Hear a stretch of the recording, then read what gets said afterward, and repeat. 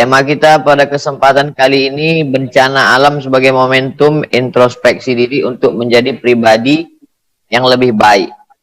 Ada yang disebut dengan takdir, ada yang disebut dengan sebab akibat.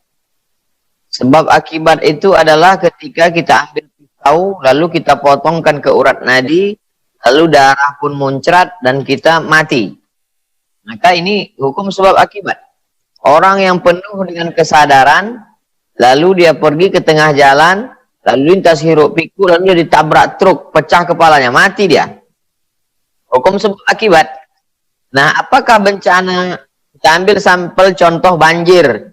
Apakah banjir itu sebab akibat? Sebab dari perbuatan kita, efek dari suatu perbuatan lalu muncul suatu masalah. Maka lahirlah banjir bandang.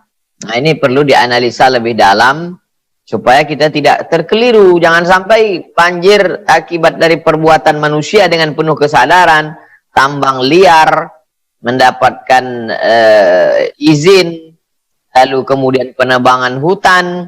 Lalu setelah terjadi, orang dengan enaknya saja enteng berkata, mari kita beriman kepada takdir baik dan takdir buruk. Ini pembodohan. Agama itu bukan opium seperti yang dikatakan Karl Marx. Nanti membenarkan ucapan Marxisme bahwa agama itu hanya opium saja.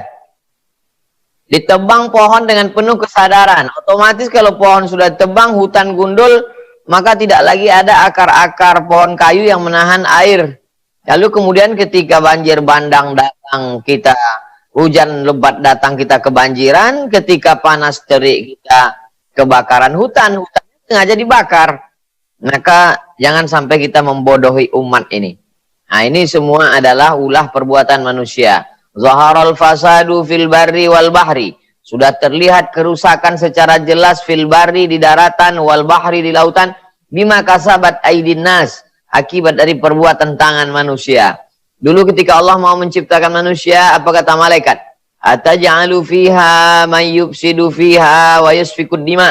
Untuk apa kau ciptakan mereka ya Allah? Mereka hanya akan dua. Yufsidu fiha, membuat kerusakan, wa yasfikud dima, dan menumpahkan darah. Nah, ini yang terjadi sekarang. Begitu indahnya karang di dalam lautan, tiba-tiba saja ketika saya menyelam di salah satu daerah, saya lihat sama seperti batu kerikil-kerikil. Mana warna-warna yang indah? Ini dibom, Ustadz. Orang mau nangkap ikan dibom. Dulu orang nangkap ikan itu dengan jaring, dengan pancing, sehingga yang terjaring, terpancing hanya yang besar-besar saja. Ini dibom. Sampai cucu-cucu ikan pun mati sekalian. Lalu apa yang akan dimakan oleh anak cucu kita di masa akan datang? Ikan-ikan yang tidak mestinya dimakan, ikan hias, habis semuanya, mati semuanya. Dan tidak dimakan, tidak dinikmati. Andai ikan-ikan yang terapung itu masuk ke dalam kaleng, lalu dikirimkan ke panti asuhan, panti jompo, anak yatim, pondok tahfiz Quran, anak du'afa, masih ada positifnya. Dibiarkan mengapung, memutih di tengah lautan. Yang besar-besar diambil, yang kecil. Ini adalah kejahatan yang luar biasa. Maka dalam Islam memang ada maaf, fa'fu wasfahu, maaf berdamai. Tapi dalam Islam ada hukum. Ada hukum yang mesti ditegakkan. As-sariqu, pencuri laki-laki, wasariqatu, pencuri perempuan, faqta'u aydiyahuma, potong tangannya. Az-zaniyatu, pezina perempuan, wazani, pezina laki-laki, fajlidu kulla wahidin minhuma mi'ata jaldah, cambuklah dia 100 kali. Maka Islam tidak hanya sekedar memberikan maaf, marilah kita bertoleransi, marilah kita berlapang dada, tapi juga Islam mengajarkan ada punishment, ada hukum, dan itu ada pada orang yang diberikan amanah. Uli, orang, amri, urusan. Ulil amri, orang-orang yang kita berikan amanah. Saat kita mencoblos mereka, itu bukan sekedar menusukkan paku di atas kertas. Kita dengan penuh kesadaran sudah memilih mereka sebagai orang yang mengurus urusan kita. Bukan mengurus ketika sudah banjir terjadi. Bukan mengurus ketika sudah terjadi musibah. Tapi mengurus langkah preventif sebelum terjadi. Nah, ini perlu diperhatikan dengan baik. Supaya umat ini tidak menjadi umat yang jabariyah. Padahal kita adalah ahlu sunnah wal jamaah. Berpegang kepada sunnah Rasulullah SAW. Ada ikhtiar. Ada usaha. Adapun jabariyah berserah kepada takdir saja. Terjadi banjir bandang, ya sudahlah. Itu sudah ketetapan Allah. Betul. Nah, ini yang fase kedua yang ingin saya sampaikan adalah qul la yusibana, katakanlah segala yang terjadi di atas muka bumi. La yusibana illa ma kataballahu lana, kecuali sudah ditetapkan Allah Subhanahu wa taala. Kita sudah jaga alam dengan baik, tidak menebang hutan, tidak merambah hutan, mengadakan reboisasi, sudah sholat berjamaah, sudah mengajarkan zikir, bersolawat, lalu kemudian terjadi juga. Maka ini termasuk beriman kepada rukun iman yang keenam. Antuk minabillah wa malaikatihi wa kutubihi wa rusulihi wal yaumil akhir wa biqadri khairihi wa syarrihi. Ini sudah tidak dapat terelakkan lagi. Ma asaba min musibatin, segala yang terjadi lama asaba min musibatin fil ardi, segala musibah yang terjadi di atas permukaan bumi, wala fi anfusikum, segala musibah yang terjadi pada dirimu, sakit, tiba-tiba aja kena kanker, tiba-tiba aja kena diabetes, illa fi kitabin, itu sudah dituliskan di Lauhil Mahfuz min qabli an nabra'aha, sebelum kami menciptakannya zahir di alam nyata, maka sesungguhnya kami sudah menetapkannya dalam sebuah ketetapan terencana. Begitu indah rencana Allah yang tertulis di Lauhil Mahfuz. Allah berkata kepada qalam, wahai pena, uktub, tulislah. Lalu pena pun menulis di Lauhil Mahfuz. Maka Allah bersumpah di dalam Al-Quran, demi qalam, nun wal qalami wa ma yasturun, nun, demi pena dan apa yang dituliskan oleh pena, takdir di atas Lauhil Mahfuz. Maka dalam kasus seperti ini, tsunami terjadi begitu dahsyat.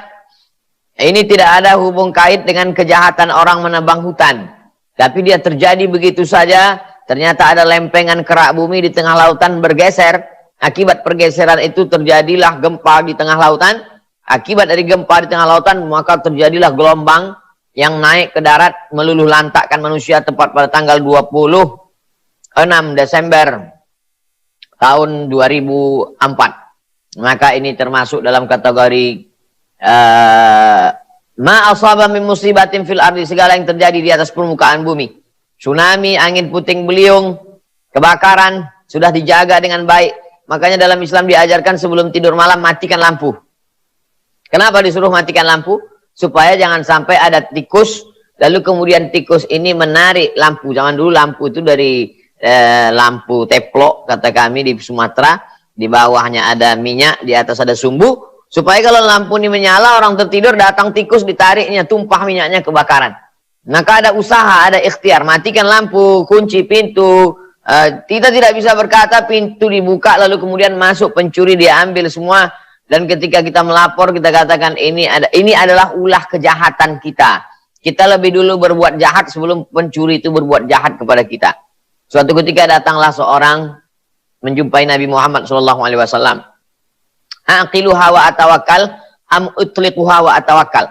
Apakah saya tambatkan, saya ikatkan dulu hewan tunggangan saya di luar masjid itu, saya tambatkan dulu baru saya bertawakal? Atau saya lepaskan saja lalu saya bertawakal? Kata Nabi, iqilha, tambatkan dulu, ikatkan dulu, setelah itu barulah bertawakal. Itu diajarkan tawakal dalam Islam. Setelah usaha maksimal, ikhtiar, terjadi juga apa yang terjadi yang tidak kita kehendaki. La yusibana illa ma kataballahu lana huwa maulana. Yang bisa menolong kita hanya Allah Subhanahu wa ta'ala. Ini perenungan buat kita bersama.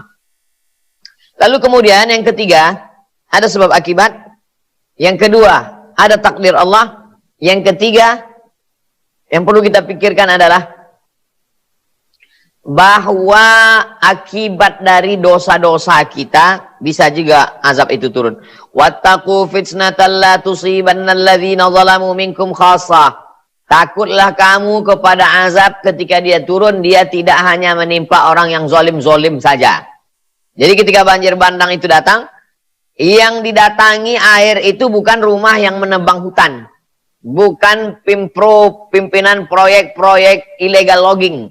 Yang diluluh lantakkan itu rumah-rumah imam, rumah ustadz yang tidak bersalah, rumah guru tahfiz Al-Quran. Enceng gondok masuk ke dalam perumahan, sedada tinggi air. Dikirimkan videonya ke saya. Apa salah mereka? Apa dosa mereka? Dosanya adalah tidak melakukan amar ma'ruf nahi mungkar. La ta'murunna bil ma'ruf, ajak orang berbuat baik.